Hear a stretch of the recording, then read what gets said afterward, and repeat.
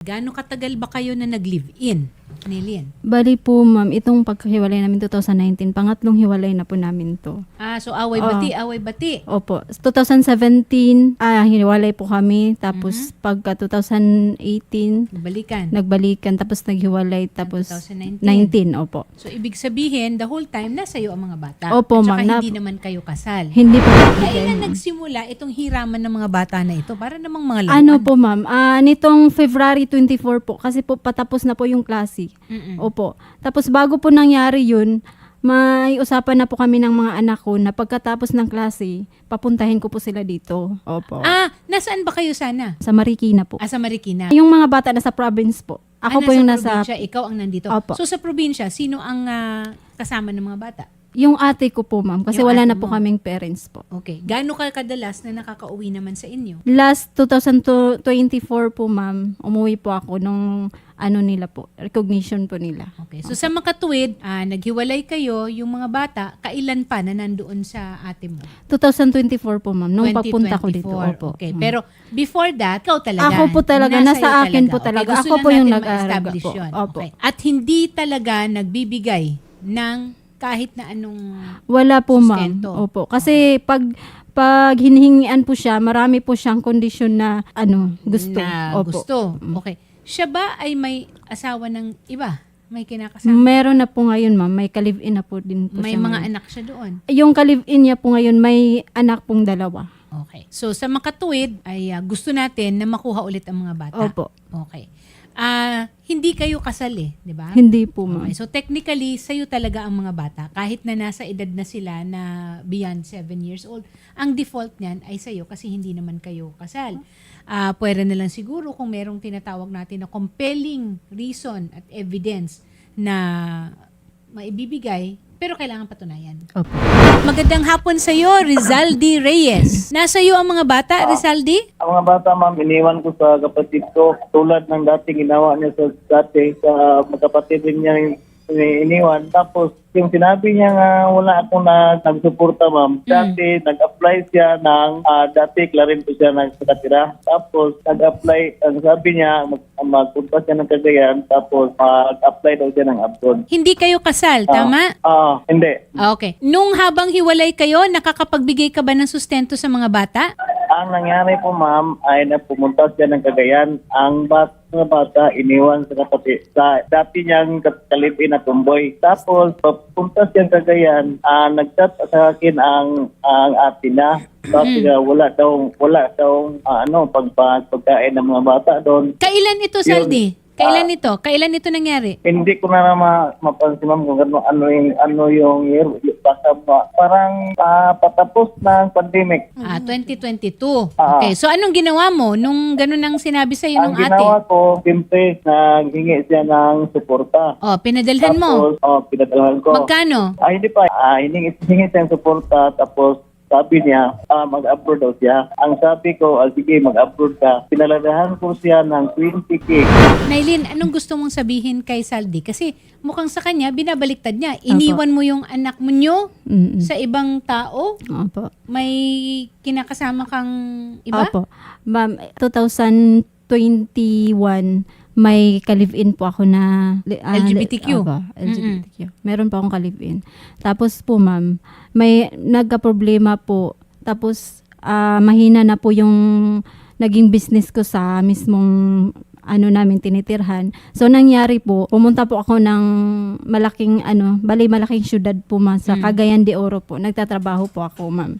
2021 ito? Opo, 2021 po. Nasaan ang mga bata nun? Doon ko po iniwan po sa sa ka-live-in ko po. Pero yung isa lang po kasi yung isa nasa sa kanya nung time na yun nasa sa kanya po. Tig-isa po kami. Tapos ang nangyari po, ilang buwan lang po hindi po naabutan ng isang buwan. Mabilis lang po kasi umuwi po ako. Kasi nga po hindi po sa akin maganda yung iba yung nag-aalaga kasi sinasabihan ako ng So, nung panahon na yon, Saldi, nakapagbigay ka ba ng pera? Sinabi niya, ma'am, nga umuwi siya agad. Hindi po yan totoo, ma'am, umuwi siya. Ang ginawa ko po yun ay nagpadala ako niya sa kanya ng 20K. Nakatanggap ka ng 20,000. Ma'am, wala po ma'am. Wala pa akong natanggap ma'am. Ang pag-uusap nila ma'am, wala pa akong alam. Ang pag-uusap nila, noong 2024 yan nangyari ma'am. Hindi po yan noong 2021. So, sino ang pinadalhan mo ng 20,000 saldi? Ningingon pa ko nimo nga ang mga bata akong giadto sa Claren gidalaan ako wansa kaya akong naggrocery ko dito, naggrocery gibinlan ako og kwarta pangalawan. Unsa imong gibuhat nasuko ka kay nganong nagkwarta ko. Ang sinasabi ni Saldi, pinuntahan pa daw niya doon tapos No. nag-iwan siya ng grocery, yung Ma'am. ganyan. Oh, 2024 ito, Saldi? Hindi hindi pa abot ng 2024 ba. So, 2022. Para mga 23, 2 or 3. Okay, bakit yung dalawang bata ngayon ay nandoon na kay Nilin? Kailan nangyari yon? Na napunta ang dalawang bata kay Nilin? Saldi? Hindi, wala. Simula doon, 2022, wala na niya naguli. Wala na nagbalik ng kuwan. Oh. Ng probinsya. Dali, ang labo na ng kwentuhang ito, ha? So, Nilin, so kailan mo ba nakuha yung dalawang bata? Kailan ang dalawang bata nasa iyo? Nung naghiwalay po kami ma'am, sa akin po talaga yung mga 2020, pandemic yon. Tapos, nakiusap siya. Kahit wala siyang binigay na suporta ma'am sa mga bata, nakiusap siya na yung panganay po, doon po sa kanya. Okay, so kinuha Opo. niya yung panganay. Opo, oo, Okay, oo. hanggang kailan na nandoon yung panganay sa kanya?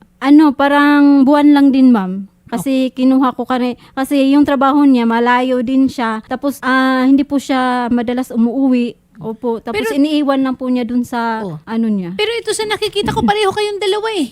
Iniwan niyo lang yung mga bata kung kani-kanino eh. Iniwan mo rin lang sa kapatid mo eh.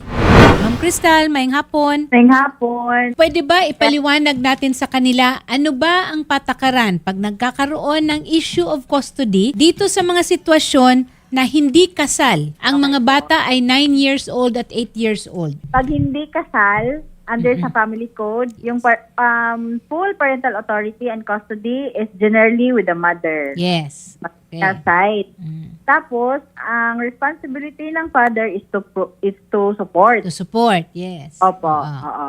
Mm-mm. Yan yung default ha nasa batas under the family code, okay? Ay nasa nanay yung responsibilidad at authority na nasa kanya yung bata. Okay? Kasi hindi nga kasal. Pero kung kahit na kahit lampas na ng 7 years old, ha? Kasi hindi sila kasal, hindi kasal eh. Kaya lang ang pinapaliwanag natin is merong posibilidad na makuha rin sa yan kung mapatunayan na ito na ngayon, kung saan ba ang pinaka mas makabubuti sa mga bata. Opo. Sakto ko, Ma'am Crystal? Titingnan natin yung kung ano yung best na situation para sa kapakanan ng mga bata. Okay? And then, Ma'am Crystal, they will have to go through what we call an assessment. Tama ba ako? Pupuntahin namin yung mother dyan. Okay. Oo. Mas mainam yan, ma'am. Yes, because we want to establish, ma'am, na hindi yung basta iiwanan rin lang nila yung mga bata sa kung kanino. Yes. Di ba? Yes. Kasi Yes po. iiwanan sa kapatid ng nanay, iiwanan sa kapatid ng lalaki. Oo. It Iiwan nyo kahit saan. Hindi pwede yun.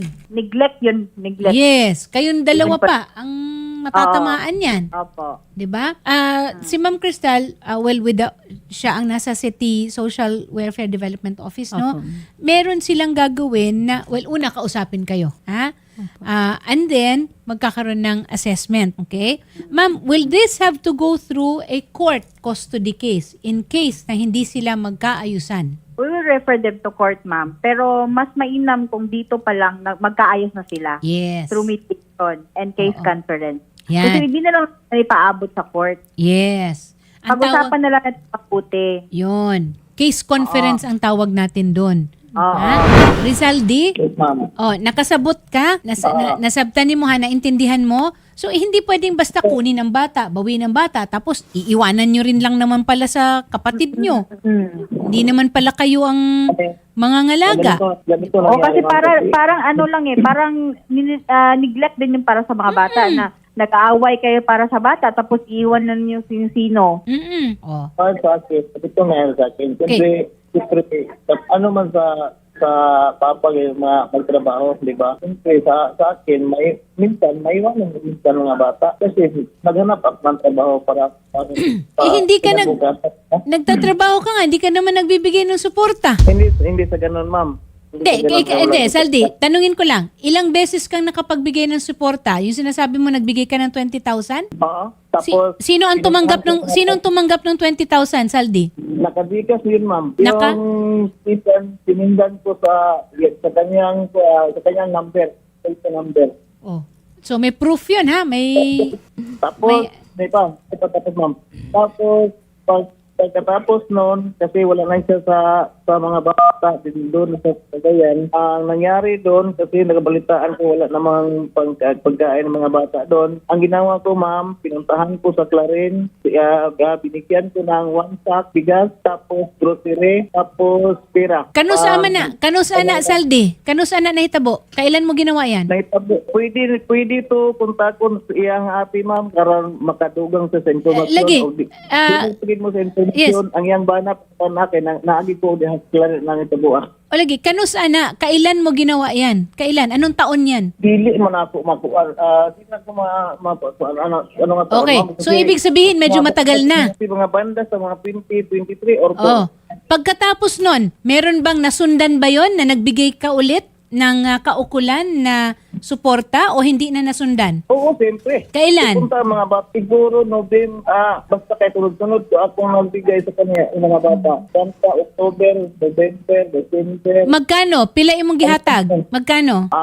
Ang nangitabo anay ma'am, mo adto na sa mua, motat atong magulang sa tuwa. Moingon nga pa, ami dire pa kay muna aglida. Baon ako mga bata sa Clarin. Tapos inigbalik, tagaan na sila og 10,000 kada isa. Nilin, nagbibigay pala eh. Kinukuha pa niya yung mga bata kasi wala ka doon. O ano yan? Totoo ba yan? Nung nakausap ko siya last November ata, October, sinasabi ko sa kanya na ganun nga. Ang sabi niya, ayaw niya pong magbigay, ma'am, kasi po iba po yung nakikinabang sa binibigay niya po. Kaya ayaw po Kaya ayaw niya magbigay doon sa Opo, ate mo. ayaw niya. O ngayon, ang mga bata nasa kapatid ni Saldi. Ma'am Annalyn, magandang hapon po. Kumusta ang mga bata? Naasa imo ha? Nandyan sa'yo? Okay, okay ra kayo ni mga bata diri, ma'am. Oh. Kanusa pa din na nimo? Kailan pa na nandyan sa'yo ang mga bata? March 1, March 1. February 24. murag ana sa Mga mga end. matumam kung unta nila. Nagbilin og kwarta si Saldi. Nagbigay ba ng pera ng si Saldi, yung tatay? Kada semana na siya mahutag, ma'am. Oh, kada semana mo hatag. Si Oo. Nilin, naghatag ba din ha? Wala. Hindi.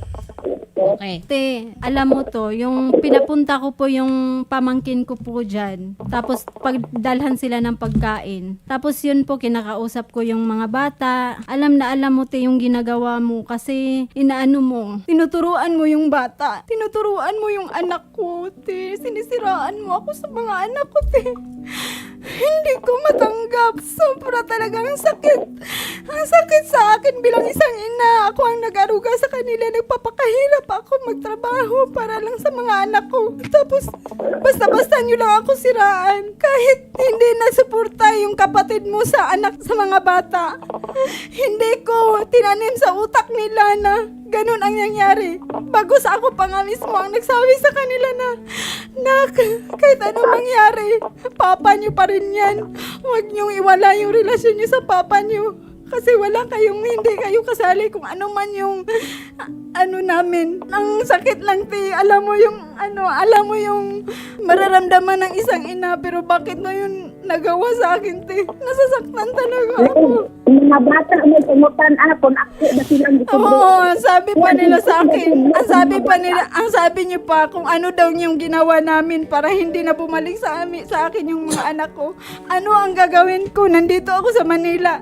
Ako ang magtatanong sa inyo kung anong ginawa niyo sa mga anak ko. Anong klaseng pagbibrinuwas ang ginawa niyo sa mga anak ko. Wala pang isang buwan yung mga bata na sa inyo. Pero bakit gano'n na lang? Basta-basta na lang nila akong ginaganon. Hindi magagawa ng mga anak ko yun kasi alam ko ang ugali ng mga anak ko, te. Ang bilis-bilis nilang maniwala. Kasi ma'am, tinatakot niyo po ang pagiging Muslim ko ngayon. Tinatakot niyo po na ganun po yung mangyayari nila pag dito po sila sa akin. Ma'am Cristal, paano po pagkaganito? Hindi po sila within the same city or municipality gustong kunin yung mga bata. Is it still possible na dyan pa rin ang evaluation kasi nandyan yung mga bata sa Tangob? Tango, yes po. Dito Yes. po yung mga bata. Oo. Dito So, mangyari yung assessment and yung case. Okay, so ang case conference nito, doon pa rin nilin kasi nandoon ang mga bata. Tapos, ang mga bata rin, i-assess sila. May evaluation. So, yung sinasabi mo na nababrainwash, yung gano'n, kayang-kayang ma-determine yon nila Ma'am Crystal. Ha? Kasi magkakaroon ng assessment din sa mga bata eh. May psychosocial counseling, yung gano'n, para ma-determine. Kasi ang punot dulo lang, ang punto lang naman ito, hahanapin natin kung ano yung pinakamaganda para sa kinabukasan ng mga bata. Opo, ma'am. Okay? Dalawa kayo na dapat, imbis na nag-uumpugang bato kayo, nagtutulungan kayo para sa kinabukasan ng mga bata. Kaya nga po. Okay? Ang gagawin natin dito, i-refer natin doon sa Tangub kasi nandoon yung mga bata para magkaroon ng proper assessment. Okay, kung hindi magkakaroon ng tinatawag na case conference kasi ang kustodiya ng mga bata hindi naman kailangan na sa'yo lang or sa kanya lang eh. Pwede naman shared kasi kahit papaano, kahit pagbali-balik ta rin ng mundo, ikaw ang ina, siya ang tatay. Ma'am, pumapayag na po talaga ako sana, ma'am, na ganun. tig-isa kami. Opo. Kasi yung isa po, kasi Sandali nagkaano na lang, kami, sandali lang. ma'am eh. Okay, hindi naman to parang bata, ano to, parang may mga biik tayo na ipapamigay natin o hati tayo, ganun. Hindi. Ang assessment natin is yung kabuuan ng pamilya, ha? Yun ang tatandaan nyo. Opo. Hindi ito parang, ano ba ito, parang cake? Hihiwain natin, hati-hati tayo. Paano yung mga bata? Gusto Yun ba po, nilang ma'am. magkahiwalay sila? Nung time po yun, ma'am, gano'n na po yung usapan namin. Pero ngayon po Hindi pwede magkahiwalay yung magkapatid. Yes. Oo. Yan. Ulitin natin ha, kapakanan ng mga bata. Kung unsay ikaayo para sa mga bata. And welfare of the children talaga tayo, attorney. Oo, welfare of the children talaga tayo, ha? Okay, nako. Super thank you, Ma'am Crystal Fuentes. Yes, bote po. Dodong Mark. Sige, unsay imong gustong isulti, Dong? Dong? Kuya, nasa ano ka na kuya? Nasa may pag-iisip ka na. Nak, di ba nagsabot man ta?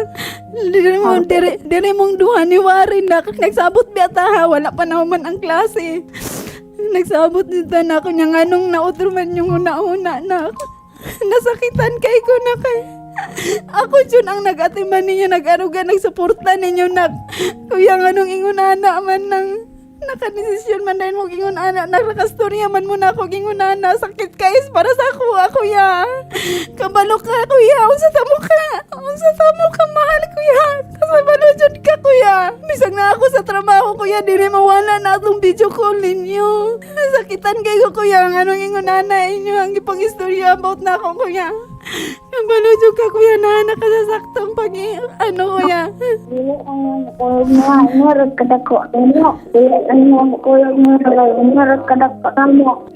hindi lang daw sila sasama sa akin sa Canada paglaki nila. Inigkadako na lang. Sige, Dong. Kana tanan nga inyong gibati. Okay, kanang tanan nga inyong gibati o inyong gihuna-huna. Pwede ra gyud na ninyo sad maistorya og masulti kanang dunay makig-istorya ninyo. Gikan sa City Social Welfare Office. Dong ha? Nga pwede ra gyud ninyo ipadayag ang inyong mga gibati. Okay? Kay aron mangita ta og unsay kinamaayo ang buhaton para sa inyong maayo nga kahimtang. Magtataka siya kung bakit nag-iba na ang damdamin ng mga bata kasi maayos naman daw yung usapan nila na pagkatapos ng klase sasama yung mga bata dito. Pero ngayon nagbago na nga. Ito namang si Dodong, sabi naman niya, ma, dito muna kami, doon muna sila, pero paglaki nila, pupuntahan nila si nanay. Meron silang ganun na pananalita. But again, itong lahat ng ito ay dadaan sa isang tinatawag na case conference, kung saan pakikinggan rin ng ating Social Welfare Office, no? Yung ating mga, ang ating OIC doon ni Ma'am Crystal, kung ano rin yung damdamin ng mga bata. Ma'am Crystal, ifa-facilitate po namin na makakarating dyan si Nilin for the case conference. And then off-air po, ibibigay po namin yung address ng mga bata kung nasaan sila para siguro an initial assessment lang po ang pwedeng magawa. Kasi wala rin yung tatay dyan sa kung saan yung mga bata ngayon. Saldi, hay man kakaron. Nasaan ka, Saldi? Nasa Tangob ka ba? Wala na ba, ma'am? Paglungog na ako, ma'am? Okay. So pareho sila na wala doon. Oh, so wala ka kay nagtrabaho pud ka. Oo, pwede na kumangyo. Pag magkauli ko, pwede na natin na-through Korea, ma'am. Sige, i-off-air na lang nato ha nga kana na ang atimanon. So off-air, Shari, i-coordinate natin Yes po. yung pagkakaroon ng case conference. Sal, kabalo jud ka. Pag unsa na ako nakamahal akong mga anak, Saldi.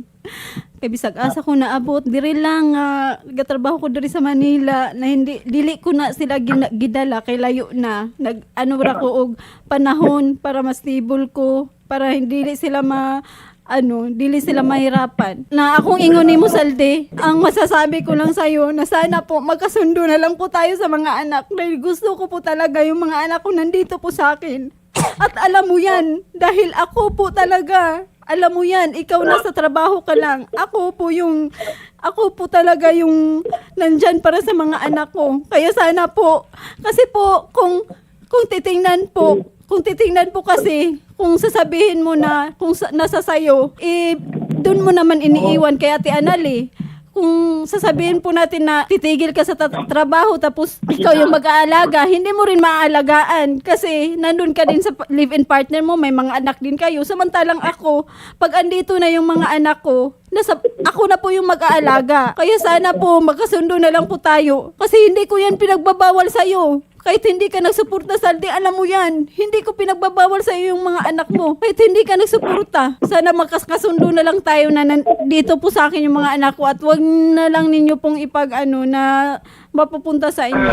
Ma'am Nilin, sasamahan naman po namin kayo, ma'am, sa Tangob City, Misamis Occidental na para mas maayos po natin to and mas malinaw po no yung gagawing assessment po ng CSWD po doon sa Tangob.